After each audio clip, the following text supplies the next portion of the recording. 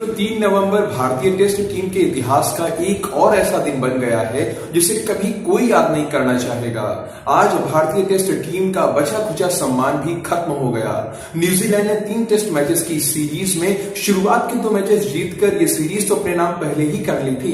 अब ये जो लड़ाई चल रही थी ये इस बात की चल रही थी कि भारतीय टीम को 3-0 से हार का सामना न करना पड़े, लेकिन ये लड़ाई भी भारत हार चुका है और भारत को ऐतिहासिक हार का सामना करना पड़ा है।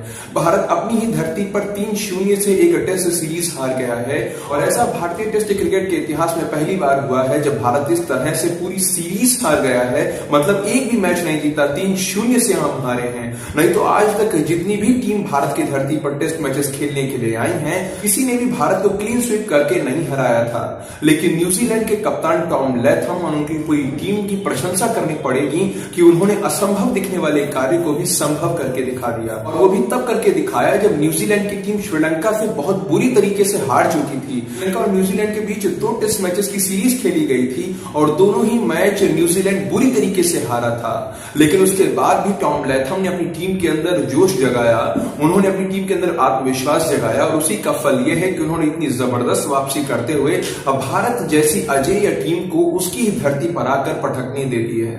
मतलब भारत के साथ जो भी हुआ है वो तो बहुत ही सोचने का विषय है। अब ये टीम बांग्लादेश के खिलाफ 2-0 से सीरीज जीतकर बहुत ज्यादा खुश थी, आत्मविश्वास से भरी हुई थी, लेकिन न्यूजीलैंड के सामने आते ही सारी सच्चाई सामने आ गई। कोच गौतम गंभीर और कप्तान रोहित शर्मा, इन दोनों के लिए ये इतना बड़ा नुकसान है कि जीवन भर ये लोग इस चोट से उबर नहीं पाएंगे। गौतम गंभीर भारतीय टीम के ऐसे कोच बन गए हैं जिनके कार्यकाल में भारतीय टीम ने 12 सालों में पहली बार भारत की धरती पर कोई टेस्ट सीरीज गंवाई है।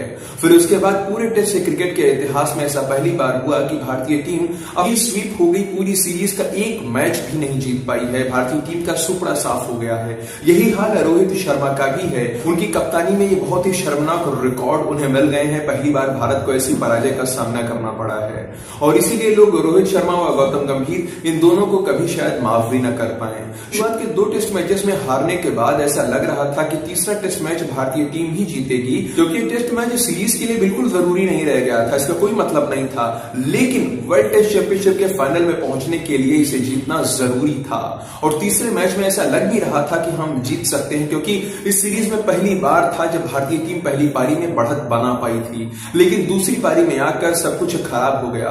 भारतीय टीम को जीतने के लिए मात्र 147 रनों का लक्ष्य मिला था, लेकिन आप कल्पना कीजिए कि हमारे भारतीय खिलाड़ी 147 रन तक नहीं पहुंच पाए। विराट कोहली से लेकर रोहित शर्मा, सरफराज खान, शुभमन गिल, यशस्वी जायसवाल सब के सब दूसरी पारी के अंदर धराशायी हो गए। 1997 के बाद भारतीय टीम का अब तक का ये सबसे खराब प्रदर्शन है। 1997 में वेस्टइंडीज के खिलाफ भारतीय टीम 120 रनों का टारगेट अचीव करने में असफल हो गई थी, लेकिन उसके बाद फिर कभी ऐसा नहीं हो पाया कि इतने छोटे मोटे टारगेट भी भारतीय टीम प्राप्त न कर पाए।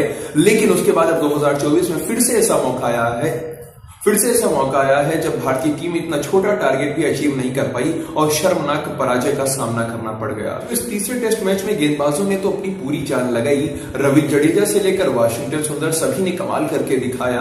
रविंद्र जडेजा ने तो एक मैच के भीतर 10-10 विकेट निकाल कर दिखा दिए, लेकिन बल्लेबाजों ने निराश कर दिया। रोहित शर्मा, विराट कोहली, शुभमन गिल और सरफराज खान से एक भी खिलाड़ी ऐसा नहीं था जो टिक पाए, भारतीय टीम को जीत दिलाने की आशा दे पाए। बस एक खिलाड़ी चल पाया, वो थे ऋषभ पंत। ऋषभ पंत की जितनी प्रशंसा की जाए वो कम है, उन्होंने आखिरी तक लड़ाई जारी रखी। मित्रों, इस हार के साथ ही भारतीय टीम वर्ल्ड टेस्ट चैंपियनशिप की पॉइंट्स टेबल में दूसरे नंबर पर आ गई है, जबकि ऑस्ट्रेलिया पहले स्थान पर पहुंच गई है।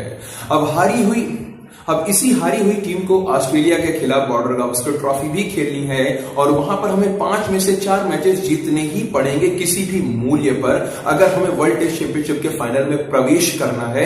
नहीं तो हो सकता है हम वर्ल्ड टेस्ट चैंपियनशिप इस बार ना खेल पाए, 2025 में कोई और जाए फाइनल में, भारतीय टीम बाहर ही रह जाए। मतलब आपके हिसाब से भारतीय टीम की जो दुर्दशा हुई है इसके लिए कौन जिम्मेदार है? कोच गौतम गंभीर, रोहित शर्मा, विराट कोहली या फिर हमारी पूरी बल्लेबाजी? जो भी आपके मन में आ रहा है कमेंट सेक्शन में लिखकर बता सकते हैं।